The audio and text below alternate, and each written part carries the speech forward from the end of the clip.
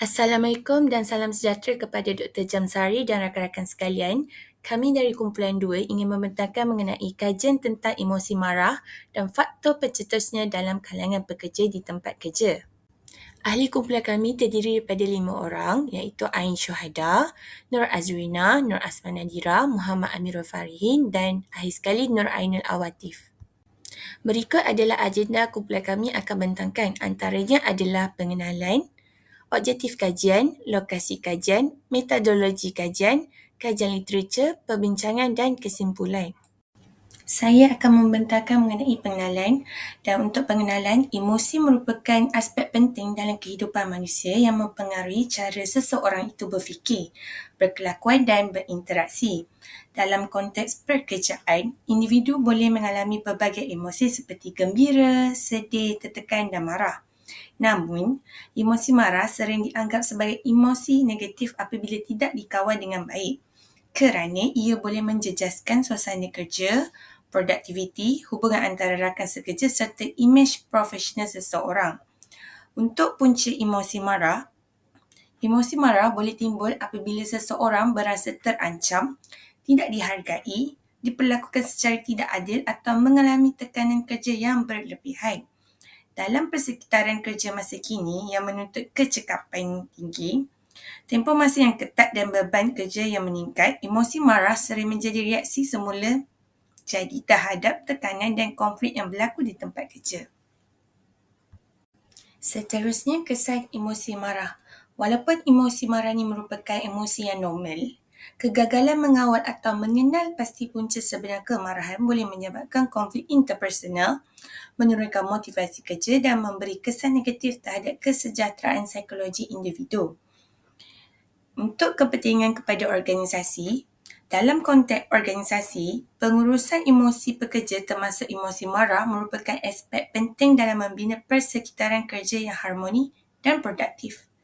Kefahaman terhadap corak emosi dan faktor pencetus kemarahan dapat membantu majikan serta pengurus sumber manusia merangka strategi pengurusan stres dan latihan pengurusan emosi yang lebih berkesan. Untuk tujuan kajian, oleh itu, kajian ini dijalankan untuk meneliti tahap emosi marah yang dialami oleh pekerja serta mengenal pasti faktor-faktor yang mencetuskan emosi tersebut di tempat kerja. Selain itu, kajian ini bertujuan memberikan panduan kepada organisasi dalam membantu mengurus emosi pekerja dengan lebih berkesan. Berikut adalah objektif kajian. Yang pertama, mengenal pasti tahap emosi marah dalam kalangan pekerja. Yang kedua adalah mengenal pasti faktor-faktor yang mencetus kepada emosi marah. Yang ketiga adalah menganalisis perbezaan tahap emosi marah berdasarkan faktor demografi seperti jantina, umur dan tempoh perkhidmatan. Yang keempat adalah menilai kesan emosi marah terhadap prestasi kerja dan hubungan interpersonal. Dan yang kelima adalah mencadangkan langkah-langkah pengurusan emosi yang berkesan bagi mengurangkan emosi marah di tempat kerja.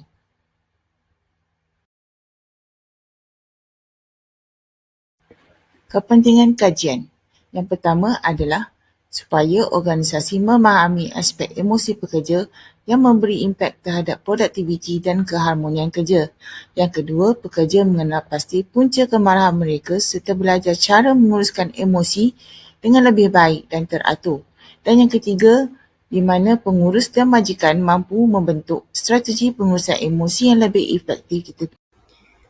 Baiklah, kita teruskan dengan pembentangan yang seterusnya. Dan saya Ain, saya akan membentangkan berkenaan dengan lokasi kajian. Lokasi kajian ini dijalankan di beberapa syarikat swasta di Selangor. Pemilihan dibuat secara rawak supaya dapatan kajian kita lebih umum dan tidak hanya tertumpu kepada satu syarikat sahaja. Syarikat yang terlibat mempunyai pelbagai jabatan seperti pentadbiran, kewangan, sumber manusia, operasi dan pemasaran. Dan kepelbagaian jabatan ini membolehkan kajian kita memperoleh pandangan yang lebih luas tentang isu emosi marah di tempat kerja. Dan kita teruskan dengan metodologi kajian. Untuk kajian ini kita memerlukan 30 pekerja dari pelbagai generasi dan jabatan dan menggunakan kaedah soal selidik dalam talian. Dan prosesnya ada 4 fasa: pemilihan responden, pengumpulan data, analisis data secara statistik dan tematik, dan cadangan dan penyelesaian. Seterusnya kita pergi ke bahagian A, maklumat responden yang kita peroleh daripada soal selidik secara talian. Kat sini kita boleh lihat di carta pai jantina responden, majoriti responden adalah perempuan, dan bagi umur pula, kumpulan umur paling dominan ialah pada usia 26 hingga ke 35, dan responden yang paling ramai jawab di jabatan kategori yang lain-lain selain daripada pemasaran, kewangan, sumber manusia. Dan tempoh pengalaman bekerja bagi responden yang paling ramai adalah lebih daripada 10 tahun sebanyak 26.7%. Itu adalah data yang kita dapat daripada bahagian A, maklumat responden. Seterusnya kita ke bahagian B, iaitu faktor pencetus emosi marah di tempat kerja. Ada data bagi beban kerja berlebihan, adakah itu pencetus emosi marah di tempat kerja. Dan carta bar kita menunjukkan bahawa beban kerja berlebihan menjadi pencetus utama emosi marah, dan sebanyak 43.3% responden memilih setuju dan 23.3% memilih sangat setuju. Ini bermakna lebih separuh responden mengakui beban kerja yang terlalu banyak menyebabkan mereka berasa marah. Dan kedua adalah komunikasi yang tidak jelas di tempat kerja mencetuskan emosi marah. Dan komunikasi yang tidak jelas juga adalah dikenal pasti sebagai faktor penting yang mencetuskan emosi marah kita, dan sebanyak 43.3% responden memilih setuju dan 26.7% memilih sangat setuju. Ini menunjukkan bahawa masalah komunikasi di tempat kerja boleh mencetuskan emosi marah dan menjejaskan suasana kerja. Dan yang ketiga adalah sikap rakan sekerja yang tidak bekerjasama meningkatkan kemarahan. Dan kita boleh lihat majoriti responden bersetuju bahawa sikap rakan kerja yang tidak bekerjasama meningkatkan kemarahan. Sebanyak 46.7% memilih sangat setuju dan 43.3% memilih setuju. Ini jelas menunjukkan bahawa hubungan sosial di tempat kerja memainkan peranan besar dan kestabilan emosi. Dan yang keempat, pernyataannya adalah pengurusan yang tidak adil atau berat sebelah menyebabkan saya berasa marah. Jadi, pengurusan yang tidak adil atau berat sebelah merupakan faktor paling dominan. Sebanyak 50% responden memilih sangat setuju dan 40% memilih setuju. Ini bermakna hampir semua responden berasa marah apabila berlaku ketidakadilan dalam pembahagian tugas atau penilaian prestasi di syarikat. Dan faktor pencetus emosi marah yang terakhir adalah tekanan masa dan tarikh akhir tugasan. Berdasarkan carta bar kita, sebanyak 40% responden memilih setuju dan 13.3% memilih sangat setuju bahawa tekanan masa dan tarikh akhir tugasan menyebabkan mereka berasa marah. Walaupun tidak setinggi faktor yang lain, dapatan ini menunjukkan tekanan masa tetap memberi kesan kepada emosi pekerja. Mari kita teruskan dengan bahagian C, tahap emosi marah dan kesannya. Penyertaan yang pertama adalah saya kerap berasa marah semasa bekerja. Berdasarkan carta bar kita boleh lihat bahawa majoriti responden 70% menolak pernyataan bahawa mereka kerap berasa marah semasa bekerja, dan sebahagian kecil sebanyak 10% mengakui kerap berasa marah, dan 20% berada pada tahap natural, menunjukkan isu ini dianggap biasa dan tidak terlalu memberi kesan.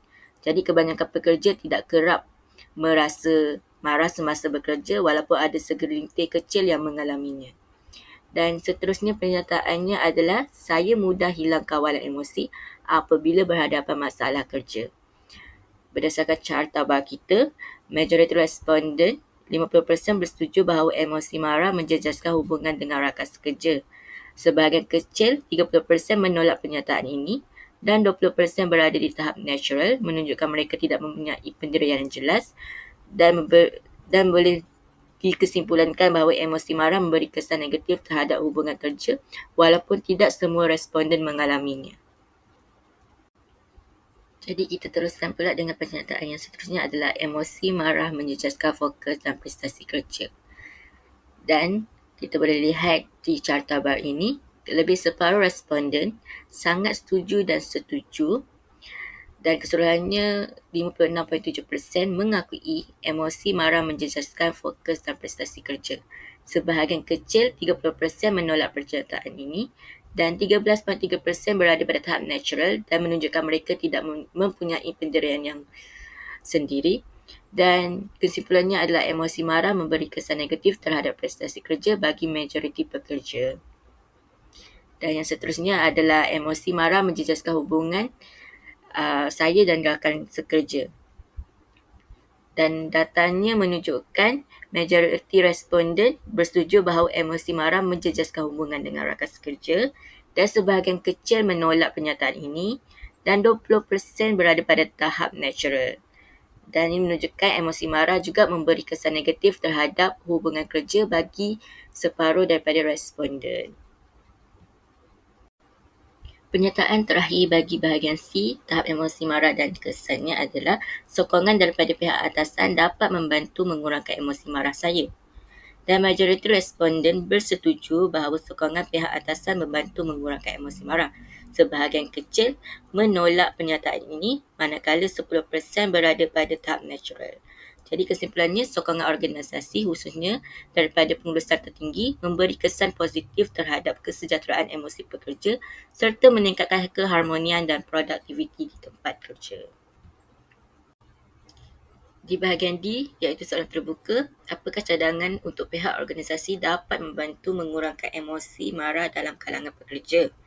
Dan responden turut memberikan cadangan untuk mengurangkan emosi marah di tempat kerja, antaranya ialah memberi masa bekerja yang fleksibel, mengurangkan beban kerja dan memudahkan kelulusan cuti. Dan mereka juga menekankan kepentingan ganjaran yang setimpal, sokongan moral daripada pihak atasan serta komunikasi yang telus dan adil. Dan selain itu, mengharapkan suasana kerja yang kondusif dengan ruang rehat dan aktiviti santai turut juga dicadangkan oleh responden. Dan responden juga percaya dengan latihan pengurusan emosi dan sesi kaunseling dapat membantu meningkatkan kesejahteraan emosi dan produktiviti.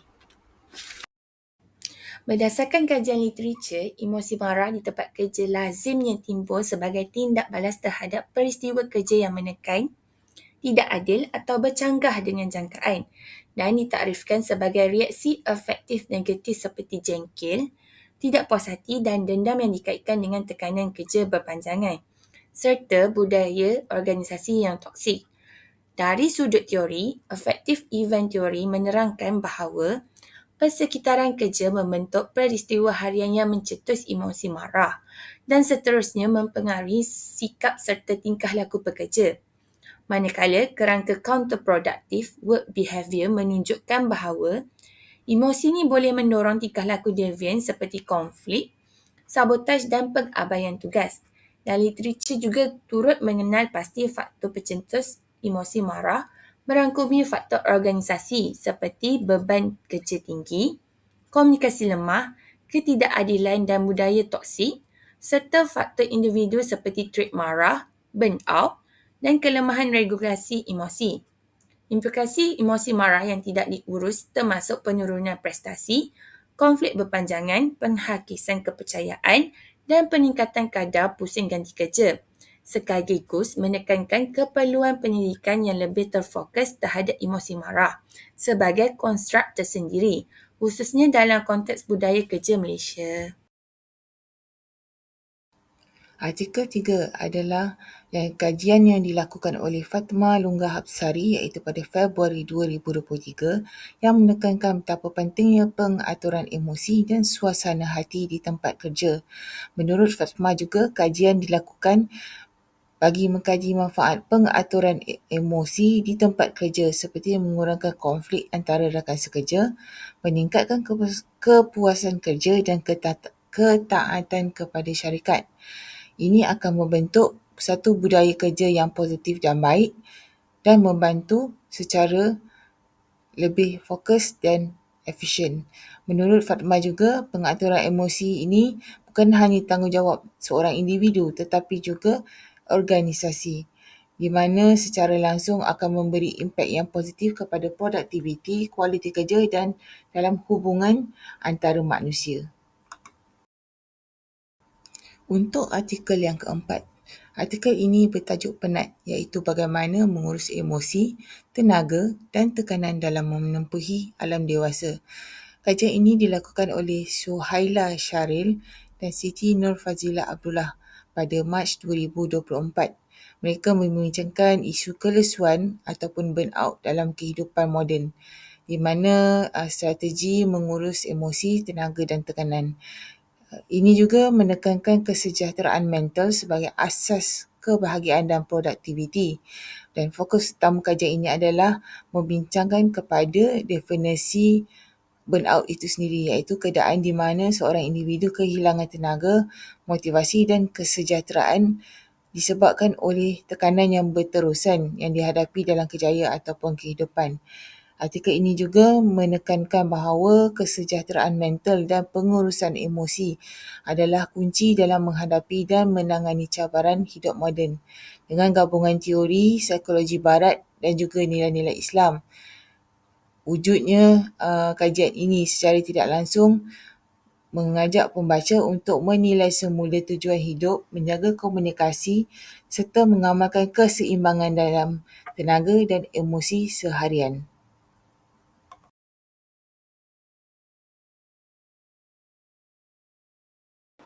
Baiklah, saya akan meneruskan bahagian perbincangan. Secara ringkasnya, kajian ini mendapati bahawa kebanyakan pekerja sebenarnya tidaklah berasa kerap marah semasa bekerja. Ini menunjukkan tahap kawalan emosi yang agak baik dalam kalangan pekerja. Namun begitu, emosi marah tetaplah wujud, terutamanya apabila pekerja berhadapan dengan tekanan di tempat kerja. Antara faktor utama yang mencetuskan emosi marah adalah beban kerja yang berlebihan, komunikasi yang tidak jelas, sikap rakan sekerja, pengurusan yang tidak adil, serta tekanan masa dan tarikh akhir tugasan. Dan kajian ini juga menunjukkan bahawa emosi marah boleh menjejaskan fokus, prestasi kerja dan hubungan dengan rakan sekerja. Dan jika ianya tidak diurus dengan baik, ia boleh menjejaskan keharmonian persekitaran kerja. Walau bagaimanapun, satu dapatan penting ialah sokongan daripada pihak atasan terbukti membantu mengurangkan emosi marah pekerja. Kesimpulannya, pengurusan emosi marah bukanlah hanya tanggungjawab individu, tetapi ianya memerlukan sokongan dan peranan aktif organisasi untuk mewujudkan tempat kerja yang lebih harmoni dan produktif. Assalamualaikum warahmatullahi wabarakatuh. Nama saya Muhammad Amirul Farihin. Nombor matrik saya A191168. Saya akan membentangkan kesimpulan atau ringkasan daripada pembentangan ini. Berdasarkan kajian komprehensif yang telah dijalankan terhadap emosi marah dan faktor pencetusnya dalam kalangan pekerja di tempat kerja, beberapa penemuan utama dapat disimpulkan. Bab emosi marah. Secara keseluruhan, majoriti responden 70% tidak kerap mengalami emosi marah semasa bekerja. Menunjukkan bahawa kebanyakan pekerja masih mampu mengawal emosi mereka secara profesional walaupun berhadapan dengan tuntutan kerja harian. Namun, kewujudan 10% responden yang mengakui kerap berasa marah menunjukkan bahawa emosi marah tetap menjadi isu yang perlu mendapat perhatian dalam konteks pengurusan sumber manusia organisasi. Faktor-faktor pencetus utama. Kajian ini berjaya mengenapasi 5 faktor utama yang mencetuskan emosi marah di tempat kerja. Beban kerja berlebihan adalah pencetus pertama dengan 66.3% responden bersetuju bahawa jumlah tugas yang tinggi menyumbang kepada perasaan marah dan beban yang tertekan. Faktor ini mencerminkan realiti persekitaran kerja moden yang menuntut kecekapan tinggi dengan batasan masa yang ketat. Komunikasi yang tidak jelas juga merupakan pencetus signifikan dengan 70% responden bersetuju bahawa arahan yang kabur dan salah faham menyebabkan emosi marah. Kelemahan komunikasi organisasi menjadi penghalang utama kepada pemahaman dan kerjasama yang berkesan. Sikap rakan sekerja yang tidak bekerjasama menunjukkan tahap persetujuan tertinggi 90%. Mengungkapkan bahawa hubungan interpersonal memainkan peranan ketika dalam kestabilan emosi pekerja. Tingkah laku tidak profesional dan kurang toleransi dalam pasukan kerja berpotensi mencetuskan kemarahan dan menghakis keharmonian. Pengurusan yang tidak adil atau berat sebelah dikenal pasti sebagai faktor paling dominan. 90% Responden bersetuju bahawa ketidakadilan dalam pembagian tugas, penilaian prestasi dan layanan atasan menimbulkan perasaan marah mendalam. Ini mencerminkan pentingnya transparansi dan keadilan dalam pengurusan organisasi. Tekanan masa dan tarikh akhir tugasan merupakan pencetus keempat dengan 53.3% responden bersetuju bahawa tekanan ini mencetuskan kemarahan. Walaupun kesannya berbeza-beza bergantung kepada keupayaan individu, masa dan emosi. Kesan negatif emosi marah. Emosi marah memberi kesan yang ketara terhadap prestasi kerja dengan 56.7%. Responden mengakui bahawa kemarahan mengganggu fokus dan menurunkan kualiti pekerjaan. Dan itu 49% responden bersetuju bahawa emosi marah menjejaskan hubungan dengan rakan sekerja, menciptakan suasana kerja yang tegang dan menghakis kepercayaan interpersonal. Masih ada peranan sokongan organisasi. Dapatan paling positif menunjukkan bahawa 83.3% responden percaya bahawa sokongan pihak atasan dapat membantu mengurangkan emosi marah. Ini menunjukkan bahawa kepimpinan yang adil, empatik dan menyokong memainkan peranan penting dalam menstabilkan emosi pekerja dan meningkatkan kesejahteraan psikologi. Cadangan penyelesaian. Responden mencadangkan pendekatan organisasi yang menyeluruh, termasuk pengurangan beban kerja, fleksibiliti masa kerja, komunikasi yang jelas dan terbuka, ganjaran yang adil, latihan pengurusan emosi serta penyediaan kawasan rehat dan sokongan psikososial. Cadangan-cadangan ini mencerminkan keperluan terhadap emosi yang komprehensif dan berkelanjutan. Rumusan akhir, kajian ini membukti bahawa emosi marah di tempat kerja merupakan fenomena kompleks yang dipengaruhi oleh interaksi dinamik antara faktor organisasi, beban kerja, komunikasi, keadilan pengurusan dan faktor individu. Pengurusan emosi bukan sekadar bertanggungjawab individu pekerja tetapi memerlukan komitmen organisasi dalam membina persekitaran kerja yang sihat dan adil dan proaktif dan mampan. Dengan strategi pengurusan yang berkesan, organisasi dapat mengurangkan kemarahan pekerja, meningkatkan prestasi pekerja, berkukuh hubungan interpersonal dan pada akhirnya mencapai keberkesanan organisasi yang optimal. Sekian, terima kasih.